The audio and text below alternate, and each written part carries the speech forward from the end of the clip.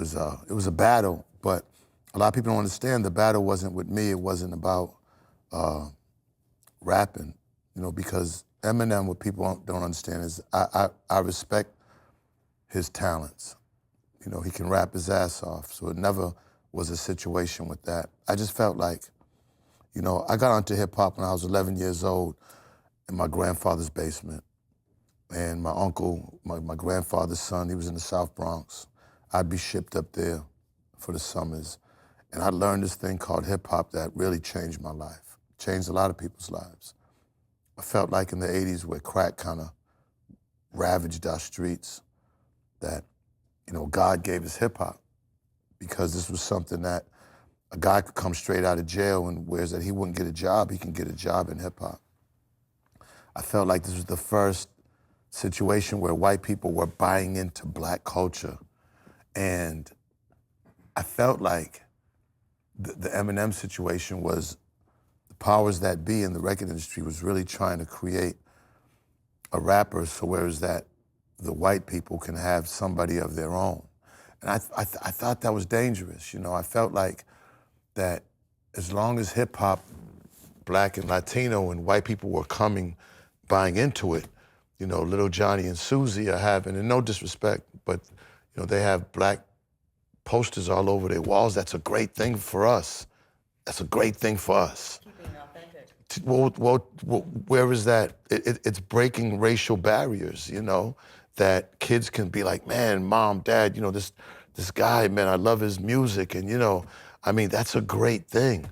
I felt like when the Eminem situation came in, that would kind of take the balance off, that the white guys wouldn't have to really deal with us anymore if they had their own.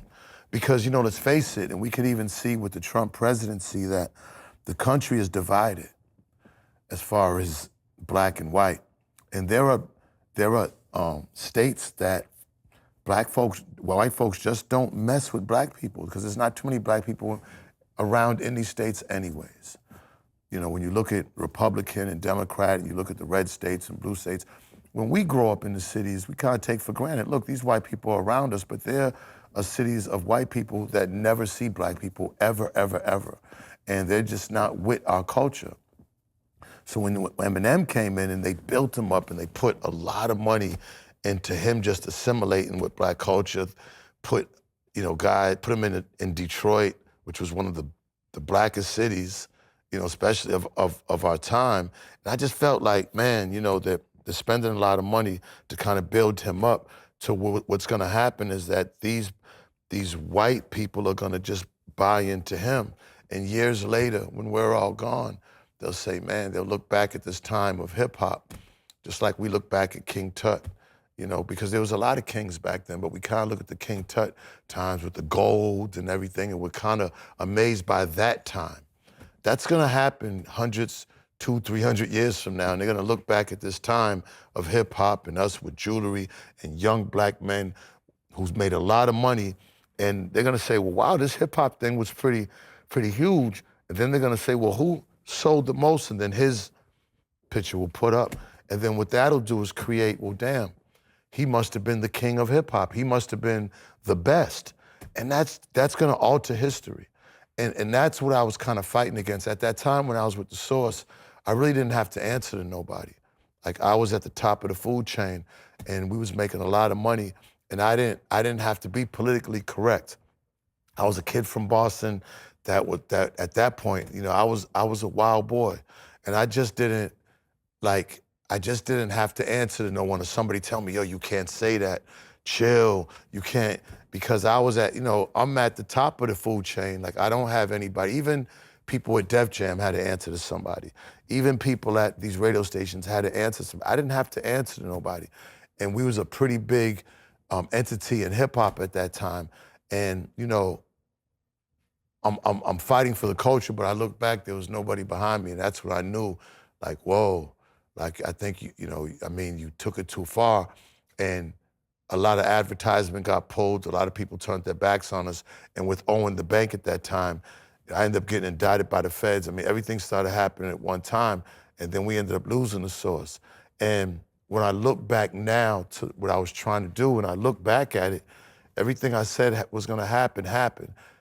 The good thing about it was the South, and like what Ronnie said, the gift of the internet to make it independent where you don't need these record companies. You could actually just put your stuff on the internet and get streams and you don't have to deal with anybody. That kind of saved us because, you know, the South had a bop that the white folks couldn't get. And please, I don't want anybody, I think the biggest misconception of me is that I'm anti-white, and I'm not that. I'm just not that. I believe hip hop brought all cultures together, and that's what I was for. It's just that black people have been getting the short end of the stick from day one, and hip hop was ours, man. And it's not necessarily ours anymore. That doesn't mean it can get back to ours, but you know, that to me is important, that something that we discovered brought all cultures to be like, yo, black people are good, man. The way they dress, their music, their slang, man, we want to be like them. That's a great thing. I totally understand what you're saying, and I'm so glad. This is my first time ever hearing you say this, and I think you've been misunderstood.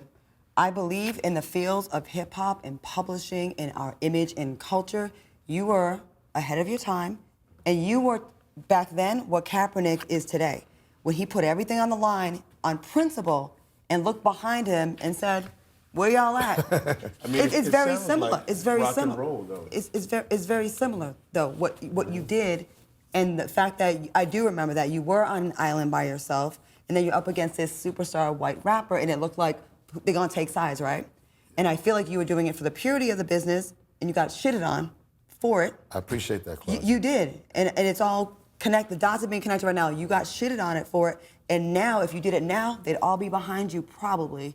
But I think you were way ahead of your time in what you were saying, and people weren't hearing what you were saying. What you were saying is, it's not I'm anti-white rapper, but to have someone else come and take all the credit for what the black people did and all the stuff that was built on our backs is not right. It's also, and to your point, I mean, the truth don't need a cosigner. So it's not like it has to be over-explained, but eventually the truth comes to light.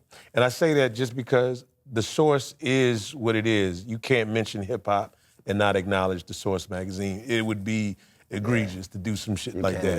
You can't talk about it. It sucks he doesn't get the credit. The culture club and Sometimes not say, you like Tesla, especially of hip hop, and not say the source. Right, Like it's can't. synonymous. But they try, though. When hip hop was looking for a vehicle to expose itself, you know, on a level that was official, right? Like up until then, you know, you got Soul Train and different entities where you can get some light, what have you. But as far as hip hop official, like it had to go to other places that were doing R&B and pop and everything. Like the Source was the first thing where it was like, look, this right here is all things hip hop. It's official.